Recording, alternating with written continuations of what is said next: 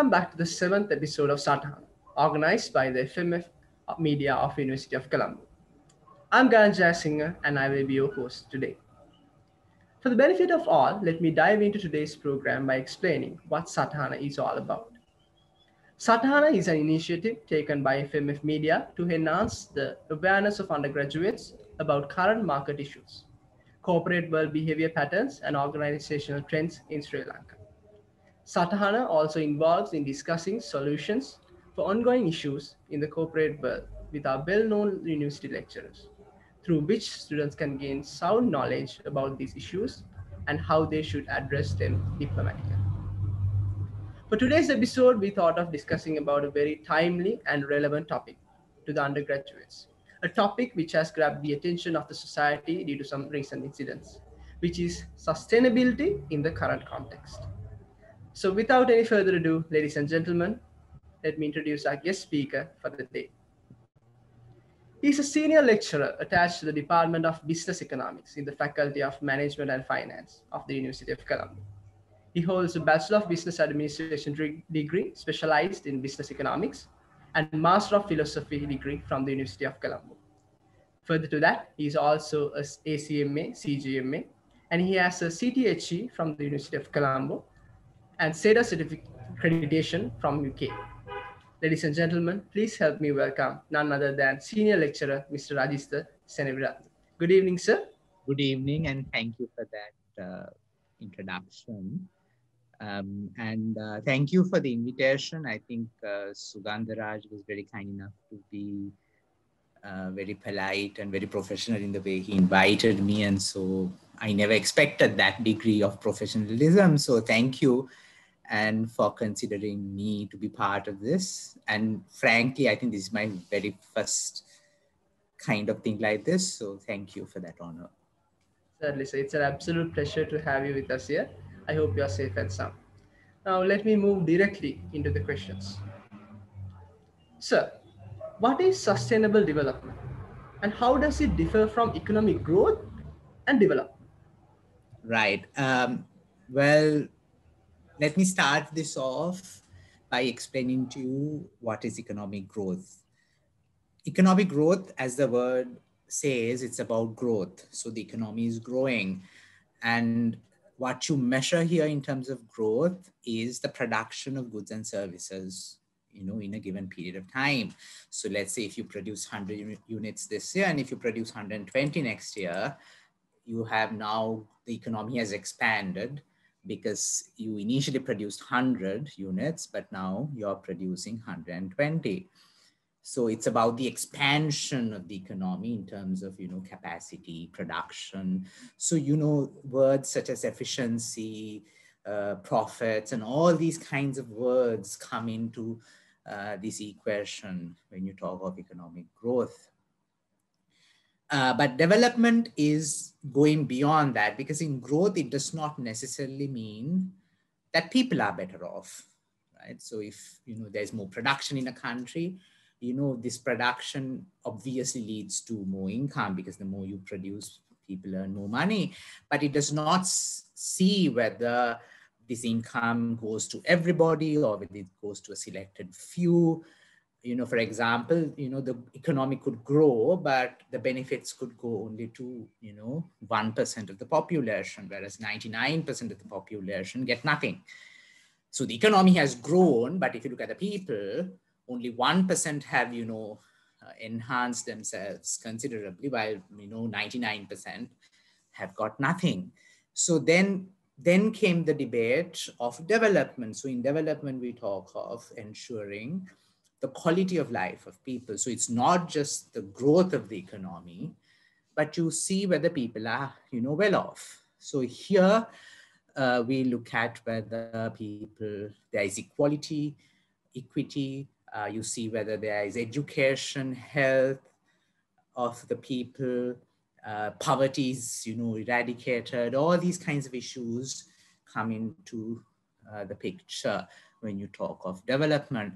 So if you recall, there was something called a PQLI and there was a HDI. And if you look at those indicators, you clearly see that the focus is on education, health, and even economic aspects as well.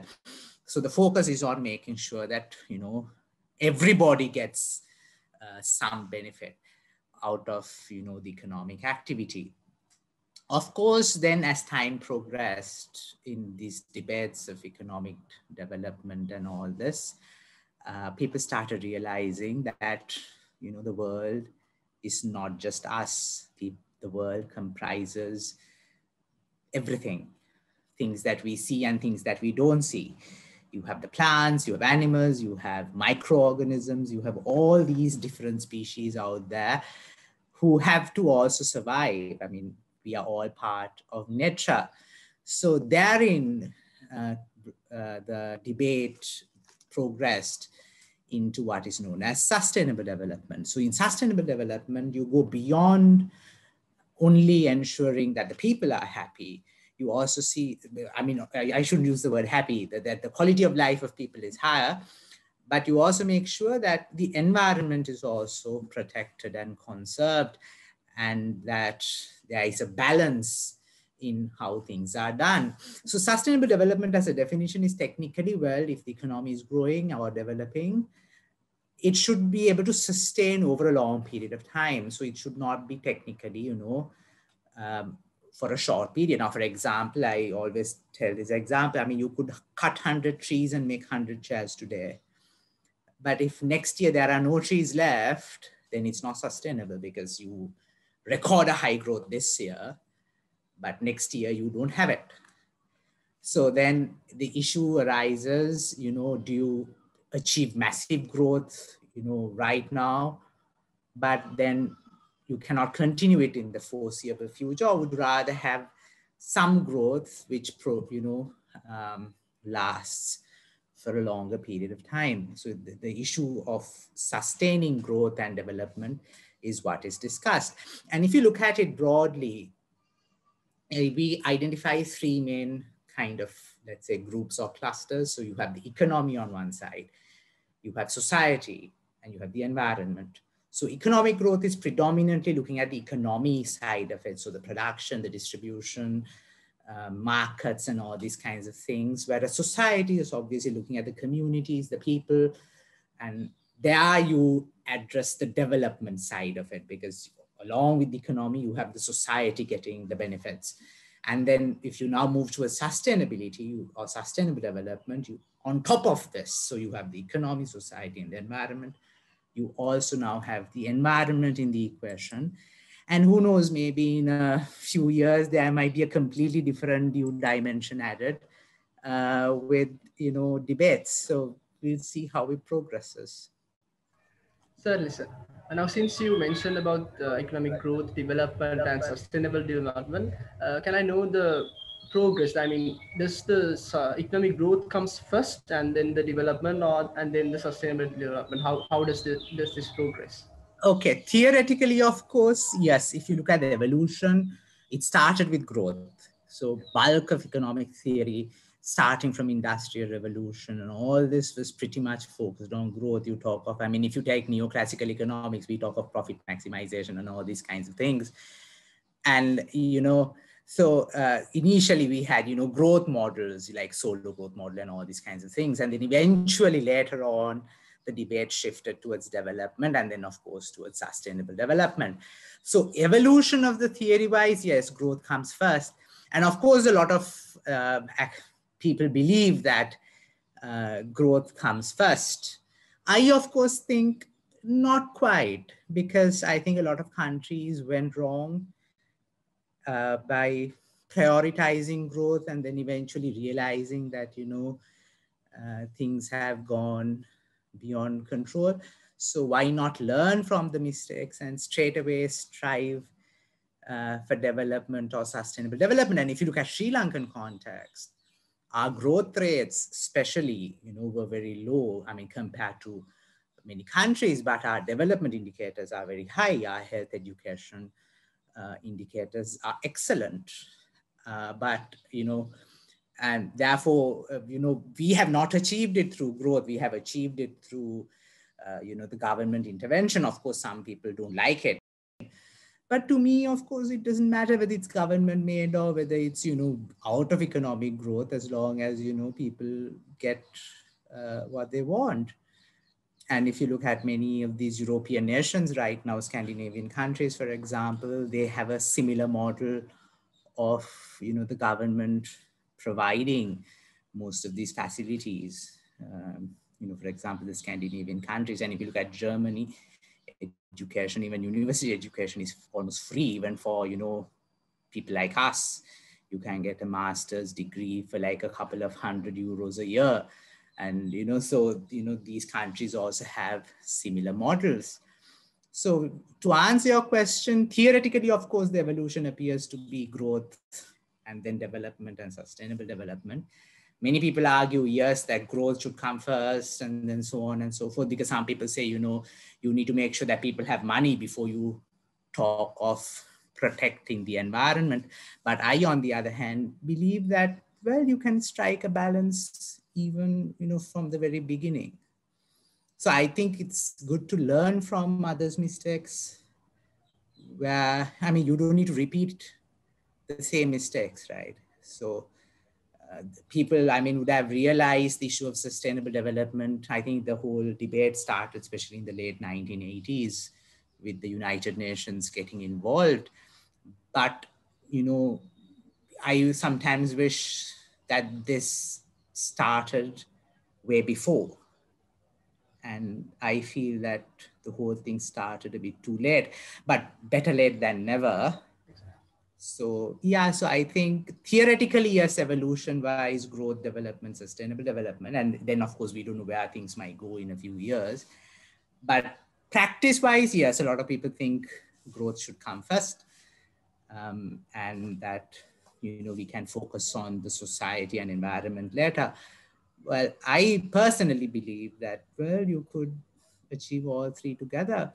And there is this whole, just to add to this point, a lot of people argue as to what is more important. So some people obviously emphasize that the economy is the most important, and whereas some people think it's the society that is most important, whereas some people think it's the environment. I'm of the view, of course, my personal view is that what matters most is this is Earth, and Earth does not belong to humans alone. So in that case, should be, because the economy doesn't apply to animals, I think. The society also does not apply to animals, it applies only to us. So if we are to share this Earth with so many species and so many other living beings out there, my personal feeling is, well, I think environment should come first. But that is my personal thing. Of course, different people will argue different things. But this is my personal thing, is that, and of course, there are lots of people who also argue this, that the environment becomes more important. And it's because I read this interesting article which said there, without, you can have an environment without a society, and you could have a society without an economy. So that kind of woke me up a bit, because, imagine a world there are no humans, but there might be completely different species out there. So, and then you could have a society without an economy. So for example, if you go 10,000 years of, further back, there wasn't an economy as such, they were, but they are societies, there were people living in, groups, in families, in communities, though no one was talking about, economy as such. So, those are little things that you could think of when you, Certainly. when you look forward. I think you gave a good Yep. start to our discussion. Yeah. So shall we move on to the next question? Yeah. So how can an economy achieve sustainable development? You're asking me a very difficult question. Um, well, yes, as I said, I think, how you see the world, and how you, um, you know, if you start imagining that you're the king of the world, if humans are the kings of the world, I think then, of course, you could forget sustainable development, because that will never happen that way. So I think you need a change in attitude. I think that should be essential. And I think individual wise, I think you need to rethink your value system, and change of your lifestyle. It requires a whole transformation. And I mean, I have gone through that process myself, so that's how I can tell you. Because let's say a few years back, I'm telling you about me, I would go to a supermarket, and I was not much bothered. I would take the plastic bags and not think twice. But now, of course, I am now using reusable bags. I even, so little things. So you need to realize that little things that you can do individually could contribute. Because if one person, for example, does it, you might get others interested into this. And then, because you see, I'll tell you my personal experience, because this is the honest truth I'm telling you. Because once, as I said, I used to go to the supermarket, and um, I just suddenly decided, okay, I'm going to, buy these bags and I'm going to use them. And then one day I was buying fish, and there was this gentleman who came, and he had these, those ice cream containers, and he bought fish in them instead of putting them in bags. And then I thought, I can do the same, because I also have these containers at home. Most of the time they end up getting thrown. So why not use them, for this? And because of that gentleman, because I saw him doing it, I also started doing the same thing. I now, when I go to the supermarket, I do take my containers. If I buy, food, I take my own containers, so that, and then and recently, this was interesting. I was doing this, and then there was another gentleman. He said, you are doing a great thing. I should also start the same thing. I mean, this is after years, but then I thought, one gent affected me, and years later, I affect another gent. Um, so I was thinking how it trickles down. Um, so you need to have, I'm not saying that what I'm doing is right. Nowhere am I saying that what I'm doing is right. But what I'm saying is you need to have a change in your values. Now, if you, for example, think consumption is what is most important, and if you think having the latest phone and the latest technology is the most important, and you keep on replacing your phones and computers with whatever comes again and again and again, then of course I think you can forget the whole concept of sustainability. Not that I'm saying it's wrong, but I always wonder, whether people get caught up with the corporation's profit motive. So my final note to that is, yes, you need to have a change in attitude, change in values, change in lifestyle, what you value. And so that's individually. And of course, business wise, you need to think of how you do things, the models that you use, the strategies that you use. Do you adopt the same strategy? Now, I actually, sometimes think now a simple thing as a toothbrush. We throw every, 2-3 months a brush is thrown, right? Because you can't use it after a little time. So I was thinking, you throw about, I think 6 inches, right? The toothbrush is roughly 6 inches. I was just wondering if you can have the handle part constant and replace only the brush part. I always think this. I always also think of the razor. I mean, why can't we just replace the blade and not the entire gadget?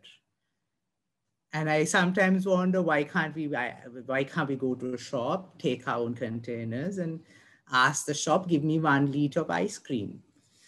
So and I'm wondering whether the way businesses do things need to change. And innovation, whether innovation is just about consumer convenience, or should innovation be about, changing everything in a sense, the environmental issues and all that. How businesses should also think about changing their models and how they do things. I mean, I just took two simple things that I always have thought of. Um, because I remember like 30, a long time back when I was small, people used to buy milk in bottles, and we used to have these huge cartons. I don't know whether you remember, maybe in your days it was not there. And, there was a large, stainless steel kind of crate, and you could keep about 20 bottles in it. And then, you buy it and then you take it and you bring the next set. Uh, and for me, that is, I think, better, because the only thing you need to replace is the lid, and you just wash the bottles and use it. But right now, what we have, you see, cartons and Yeah. plastic bottles. So then I wonder what is better. And, just thinking about, I'm not saying that the previous model is better than the current model, but as my personal belief is, I think the previous one was better. It was more inconvenient, yes, but I think that's better. And then thirdly, of course, the government, in terms of their policies and their approaches, rules and regulations, education, building awareness, promotion of these things, starting from school level right up to, policy level, and how you implement it. So I think the government also, because I think most governments, this is not just Sri Lanka, I think any government sometimes does it very superficially and not in a meaningful way. I think everybody does it, whether it's Yeah. people or governments or business, they do it, saying, we are doing this, we are doing 5S. But, it's just a label. It's not, what I'm trying to say, right? It's not Yeah. internalized. So I'd rather have, I'd rather not have the label, but rather the practice being done. So I don't care whether the government calls this, ABC development or anything, as long as, something happens. So that's my thought on that. So I would say, well, you need change right across in terms of attitudes, values, behavior. And this attitude, value, behavior not only applies to individuals, but it also applies to business, governments. Because animals don't have this thought process, right? You don't see animals polluting the environment, do you? But it's the people who cause the problems. Do think Yeah. about it. So, as individuals like us, have some responsibility towards this. How can we individually be sustainable more in order to make the economy sustainable? What are your thoughts on this? So that's, I think you need to, as I said, have a change in attitudes, what we prioritize, what we think is important. So if you think more money is important, having more cars and more riches and more wealth is more important, versus, simplicity and less complicated lifestyles. um, I'm not telling that we have to go back in time to, Stone Age. That's not what I mean. But it's how you value things. Do you value money? Do you value, I mean, to me, it's a debate of whether you value happiness or, success in terms of money and wealth and consumption and, all that. So for me, I personally prefer the second option of, what is the second option, the happiness option of it. And I'd rather have a simple lifestyle than rather have a complicated one. But of course, different people do have different perceptions.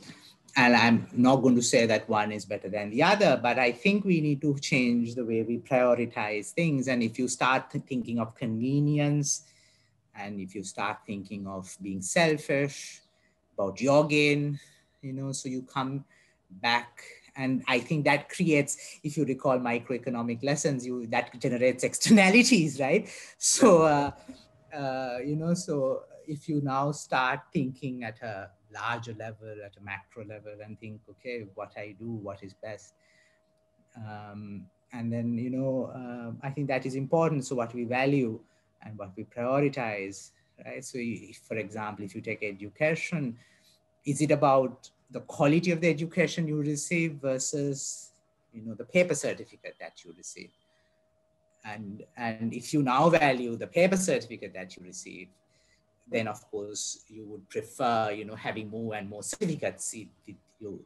Whereas if you prefer the quality of the education, I'm not saying that they will not go for the certificates, but they would rather be interested in, actually learning something out of it, and not just, um, going for it, for the sake of qualifications. And therefore attitude changes, what we prioritize, the values, and how we make decisions, how you decide to do something, it can be, buying a new phone.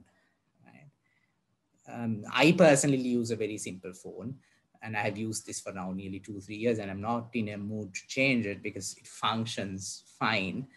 My only issue is the laptops. I tend to go through them very fast, but other than that, I try to, contain my consumption as much as possible. And I think that is where I personally believe that simple lifestyles are important. And if you look at, I think, any religion, I'm not promoting religions here, but if you look at any kind of philosophy or religion, you see that there's a lot of discourse on the importance of simple lifestyles. If there are Buddhists out there, I suggest you could refer the Vyagapaja Sutra, which talks about, how can householders be happy in their life. And if you read the Karaniyamata Sutra, again, it talks of, qualities of people. And one of them is simple lifestyles. And if you take Christianity, I think, again, in the Bible, it mentions, if I'm not mistaken, about better one handful with tranquility, and was it? And then 2 handfuls with toil, I think, if I remember correctly. I'm not a Christian, but I do remember reading that once, and I thought how true. And I think even other religions also promote, simple lifestyles. And if you look at most of these religious teachings, they tend to actually say, save more, consume less, this kind of approach. I think it applies even for Christianity and Islam as well, because they also, I think, believe that, so whereas now, of course, people are, consuming beyond their levels of income. So, these are little things that you do need to think of. So for Buddhists, I would suggest read Vyagapaja Sutra, not just for sake of reading it, but just see what it says. And it tells you a lot of good things in life. And I think even in other religions, they tell you, I think, so I think sometimes you do need, I'm not telling you to become, religious. That is not what I'm telling you. What I'm telling you is read all this, because you get an idea of what they are trying to say. And whether it's Buddhist or Hindu or Catholic, or whether it's from a book by some economist out there, if there is some substance in it, I think it's good to take it. So I personally, I'm not interested in the label of where it came from, but rather the substance of the debate. So, so those are little things that you do need to think of. So I would say, the importance of simple lifestyles become, I think, important. And if you bring all this into the picture, if you start now behaving in a simple manner, and also, I mean, simple things of, whether we could promote kindness and compassion versus ambition and greed, and versus having good values, discipline, and integrity, for example. I'm not saying that you should not have any ambition in life. That's not what I'm trying to tell you. But ambition with greed, I think, is a bit dangerous. Whereas if you have some ambition, but at the same time, the good side, the sugar side of it also, such as kindness and compassion, these gooey, warm feelings that people talk of, would be better. And sometimes I wonder whether people are now focused too much on success in the form of, money or social status, getting exam results and, all these kinds of things, and not really thinking about the good qualities and good values and good principles. So I think for me, it should be a blend of everything. So while you do have an ambition in life which drives you, but at the same time, I think this ambition and desires should be driven, should be founded on good values, good principles, ethics, and having integrity, discipline. And so I know I sound very kind of philosophical, but I think when you start thinking at that level, I mean, if you're disciplined enough, now I'll tell you my thing. Now I would take my own bottle of water. Sometimes people laugh at me, and if I forget it, I actually stay. I do not drink. I do not buy a bottle of water. I don't pay for it. Absolutely refuse. I would rather wait till I get home, and I have become disciplined in that sense. So because it's in my blood, I refuse to buy a plastic bottle of water. And whereas I see a lot of people, I get sometimes very angry. They come to a shop and they grab a plastic bottle of water. I feel like saying, can't you bring your own? So little things that if you start internalizing. And for me, I'll tell you my personal experience, because I one day decided I'm going to be vegetarian. And I stood by that. And I remember a lot of people were making fun of me, and I thought, let them make fun of me. I don't care. And a lot of people were saying how meat is good and you're missing out on the best parts and all that. And I was like, oh, it's fine. I don't care. And after a few years, it kind of, people started to realize, oh, this fellow is never going to change. He's not going to be eating meat. And I also got used to my habit. And they also realized that they can't influence me. And now nobody cares. So, whereas if you give in, when people start pressuring you, and, so you should have that thing in you that tells you, oh, I'm doing it. Let them go fly a kite. Because if I believe that I should be vegetarian, then I shall be vegetarian. I'm not harming anyone. I shall do it. And I remember I had a friend in school. He used to, purposefully do it in front of me, just to kind of tempt me into it. And I kind of did not give in. I absolutely refused. And the same applies to anything. I just took a very idiotic example, but the ability to be disciplined enough and that integrity to say, I'm not going to do it because I don't believe in it, is, I think, important. And I think it applies not only to us, but I think to even governments. I think I think governments had more values and more principles. I don't want to go into sensitive things, but I think the world would be a better place. Certainly, sir. Thank you for that inspiring words. Thank you for joining me the first part of episode 7 of Satahana. We hope to see you on the second part.